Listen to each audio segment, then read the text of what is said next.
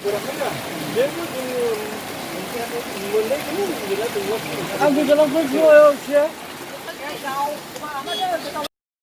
बे दलगाव 2 नं अथरबल्दि ब्रेकेट दलगावा दुखुजों बुंफबनानै दङ। ओरैबायदि जोंहा सानथामनि हाबाफारि लानानै जोंनि गामियाव दैजों साग्लोबजानानै दङ।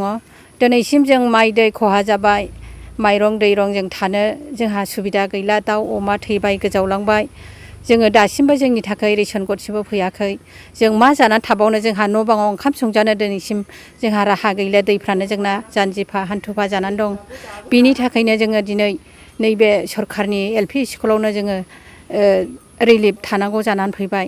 जोङो आसा खालामदोंमोन सरखारनिफ्राय जोङो नैबे गोबां खहा जानाय न'फोराव ओंखाम संजानो मोनिफोरनि थाखाय जोङो रेशन फैला हामगौ होननानै जोङो गोसोखांदोंमोन, सानदोंमोन जों जिउआव अननाय मोनगोन नामा मोजोमसे होननानै जों आसा खालामदोंमोन।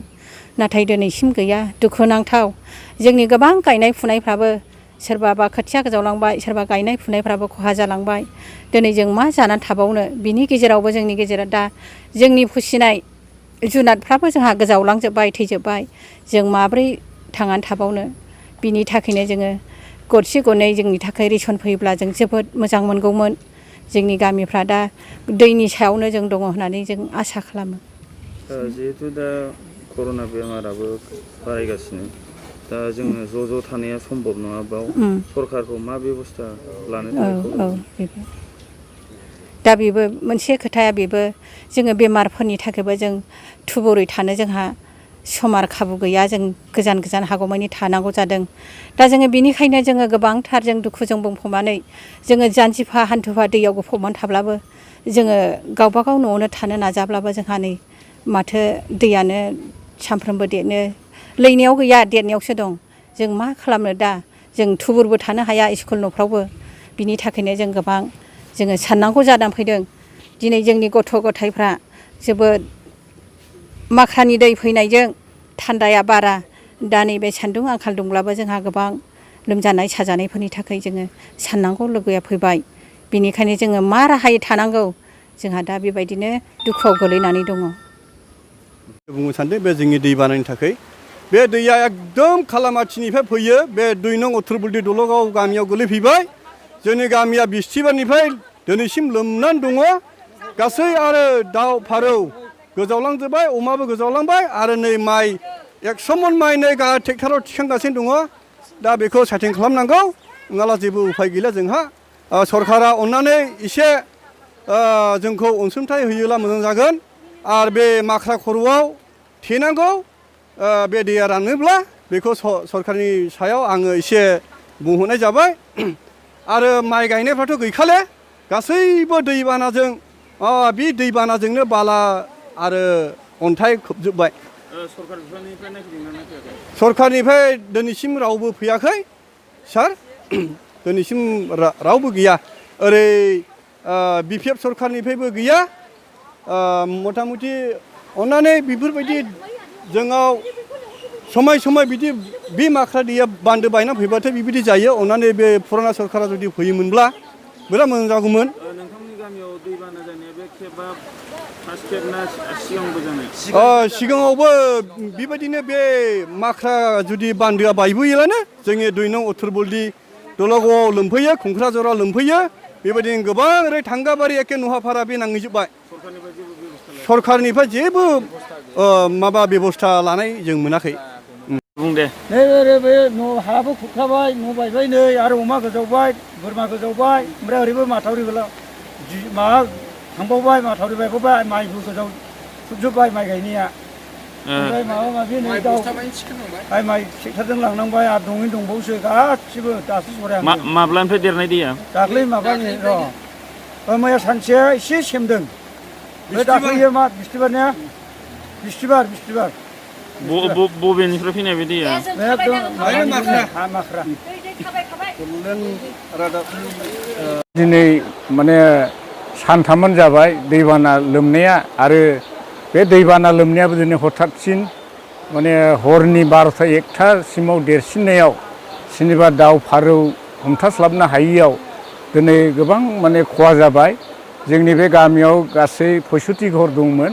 बिनि गेजेराव माइ दै जोंनाव दङमोन, बिसोरबो माखासे 100-150 बिगानि खेथिफ्रा खहा जालांबाय बेजों लोगोसे आरो जोंनि जानाय लोंनाय थानायफ्राबो बिदिनो अनेक उसुबिदायाव गोग्लैनानै दं आरो दा बर्थमान दिनैनि समाव दा दासिमहालागै जों रेसनखौबो मोनजानाय जायाखै सफैथ'नाय जायाखै आं बेखिनिखौ खावलायनानै जाहाथे जोंनि गोजौनिफ्राय सरकार लेभेलनिफ्राय जोंनि बिटिसि सरकारा माबाफोर बेफोरखौ एसे सायजफोर दिनैनि गेजेराव रेसन टेसनफोरखौ मोनोब्ला गाहाम जागौ होननानै आं खावलायनाय जायो आरो दा बिटिसि सरकार गैया जिखुनु जोंनि सरकार दा जि सोलिदों आसाम सरकार दा बिथांमोननिफ्राय जों बे रेसनखिनिखौ बे जोंनि गामियारि दैबानाजों लोमखाब जानानै थानायफोरनि थाखाय सुफुंनो थाखाय नोंथांमोननि गामियाव बे दैबानाया माब्लानिफ्राय जानाय 3 जाबाय दिनैजों थांनाय बोसोरफ्राव जादों थांनाय बोसोरावबो जादोंमोन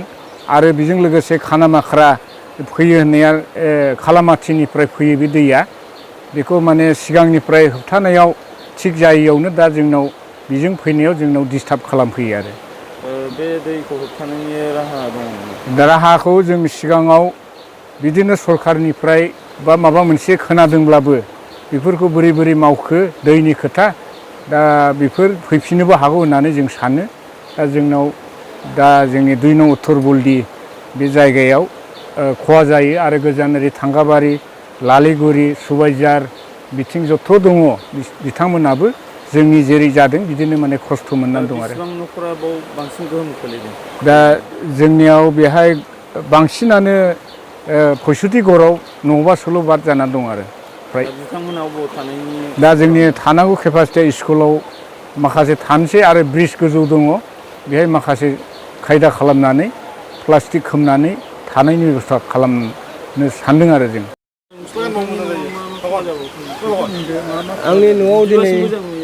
आंनि न'आवथ' दिनै माने दै देरनानै इन्जुर बायफ्लंलांबाय बाख्रियाबो लोमनोसैमोन आरो बिनि सायाव माखासे दाउफोर दङ बेबो खहा जाबाय आरो गोबां माइ गायदोंमोनानो जेनेबा 10-12 बिगा बे लोमनानै दा हाब्रु फबजोबखो ना बुखांलांजोबखो बेखौ आं बुंनो रोंला आरोखि जानाय लोंनायाथ' बिदिनोसै जों सिगाङाव नै एसे एनै माइ गायनानै दाख्लैसो एसे संना दोननाय दंमोन बेखौनो जानानै दा दंगासिनो आसाम सरकारखौ मा खावलायहरगोन आसाम सरकारजों खावलायनायाथ' जों बिनिफ्राय माने एसे सहायफोर मोनोब्ला माने मोजां जागौ बेखौ आं दा लुबैदों आरोखि सरकारनिफ्राय नायफैनायाथ' दिनैसिम फैयाखैनो उनफ्राव खबरफोर मोनबा फैगोन नामा दा बेखौ आं बुंनो हाया आरोखि बे बानाया थांनाय बारफ्रावबो जादोंमोन थांनाय बारावबो जादोंमोन जानाया माने बोसोरफ्रोमबो जायो दैज्लां बोथोराव बिदिनो माने एखमबा खालामाथिनिफ्राय फैनाय हाजोनि दै आरोखि बियो दा बिदि जाबानो माने जोंनाव बिराद उसुबिदा जायो आरोखि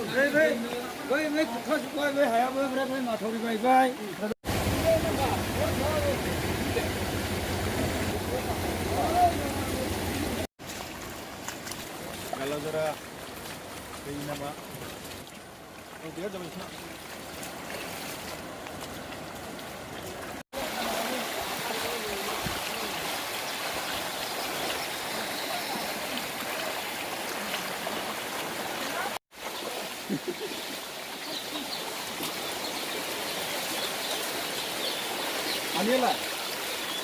नो बो